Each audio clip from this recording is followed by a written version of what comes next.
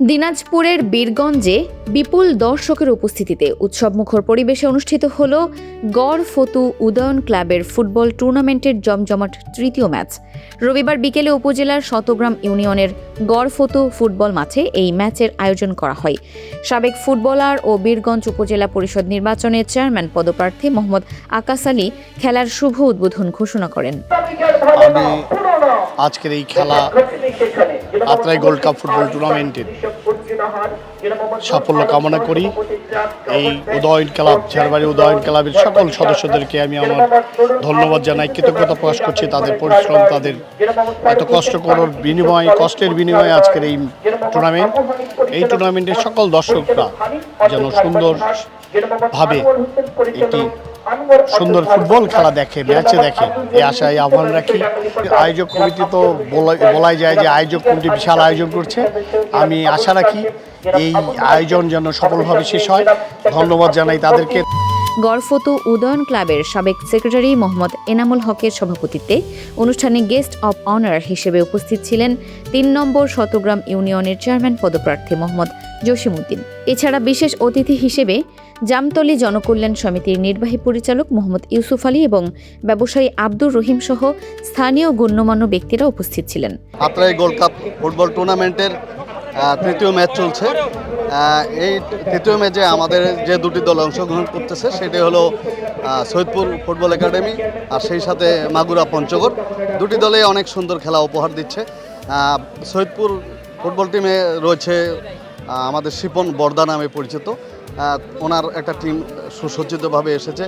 আর আমাদের পঞ্চগড় মাগুরা থেকে যে দলটি এসেছে এখানেও অনেক পরিচিত প্লেয়ার এসেছে, ভালো খেলা হচ্ছে এবং দর্শক যেভাবে এসেছে এই খেলা উপভোগ করছে, এটা অবশ্যই আনন্দের।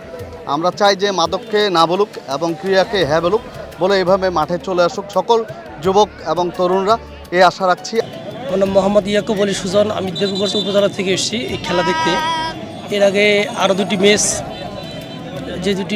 ম্যাচ খেলা হয়েছে, ওই দুটো ম্যাচে আমরা আসছি এবং শুধু আমি না, আমার সঙ্গে আরও আমার দুটা বন্ধু এসেছে।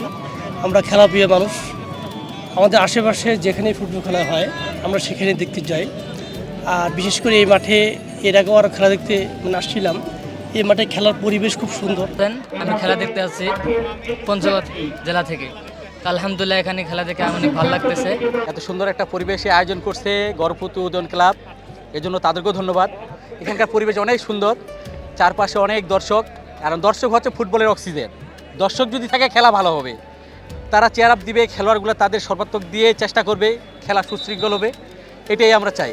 রোমাঞ্চকর এই তৃতীয় ম্যাচে মুখোমুখি হয় সৈয়দপুর ফুটবল একাডেমি ও HIPFC মাগুরা। মাঠের লড়াইয়ে উভয় দলের খেলোয়াড়দের আক্রমণ ও পাল্টা আক্রমণে পুরো গ্যালারি জুড়ে চরম উত্তেজনা ছড়িয়ে পড়ে। আয়োজকদের পক্ষে মোহাম্মদ হামিদুল ইসলাম জানান, তরুণ প্রজন্মকে মাদক ও সামাজিক অপরাধ থেকে দূরে রেখে সুস্থ ধারায় ফেরাতে নিয়মিত এমন ক্রীড়া আসর আয়োজন করা হচ্ছে।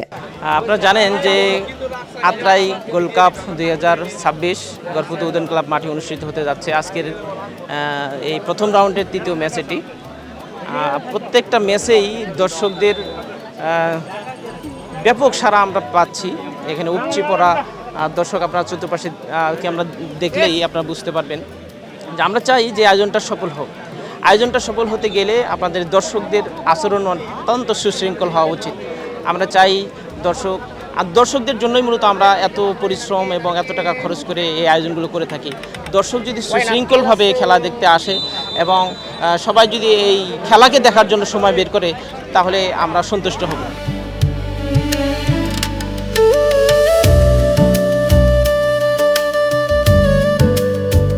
ফারহানা নিজাম, দিনাজপুর টিভি।